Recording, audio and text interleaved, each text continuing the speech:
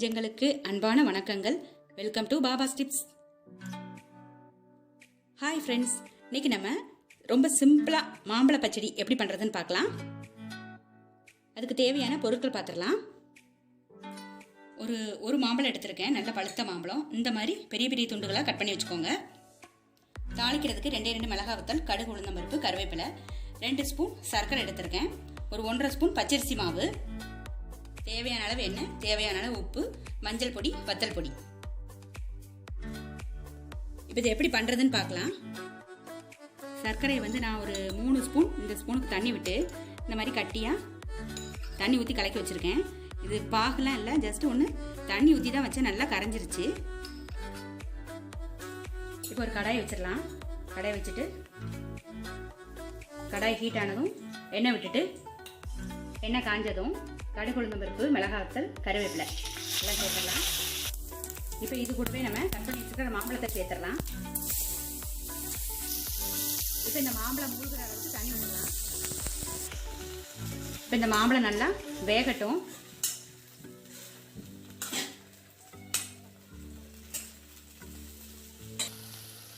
மூடி வச்சு வேக வச்சு எடுத்துருங்க. இப்போ மாம்பழம் நல்லா வெந்துருச்சு.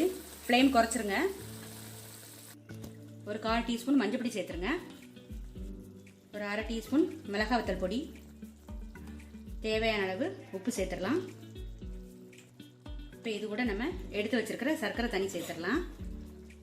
ஃபில்டர் பண்ணி சேர்த்துக்கோங்க, பொடி கிடி இருந்தால் வந்துடும். இப்போ இது மிக்ஸ் பண்ணிக்கோங்க.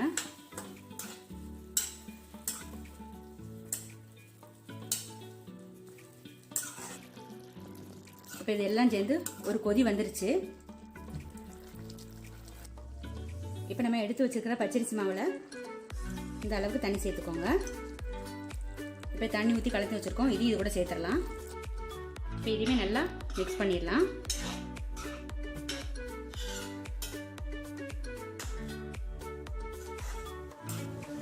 பச்சரிசி மாவு சேர்த்தோன்னா கட்டி ஆயிரும். ஒரு 2 நிமிஷம் வச்சுட்டு நம்ம இறக்கிடலாம். பாருங்க,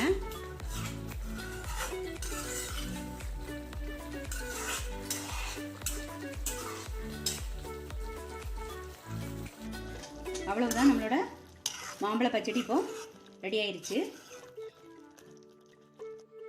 இப்போ நம்ம இது ஒரு பவுலுக்கு மாத்திரலாம்.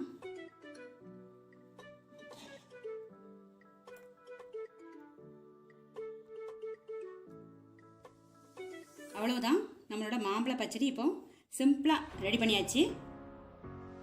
மோர் சாதத்துக்கு இந்த மாம்பழ பச்சடி ரொம்ப டேஸ்ட்டாக இருக்குங்க. நீங்களும் ட்ரை பண்ணி பாருங்கள். இந்த மாம்பழ பச்சடி வீடியோ உங்களுக்கு பிடிச்சிருந்ததுன்னா பாபாஸ் டிப்ஸ்க்கு சப்ஸ்கிரைப் பண்ணுங்கள். கூடவே பெல் ஐகானை கிளிக் பண்ணுங்கள். அப்போ தான் நான் டெய்லி போடுற வீடியோ உங்களுக்கு வரும். தேங்க்யூ.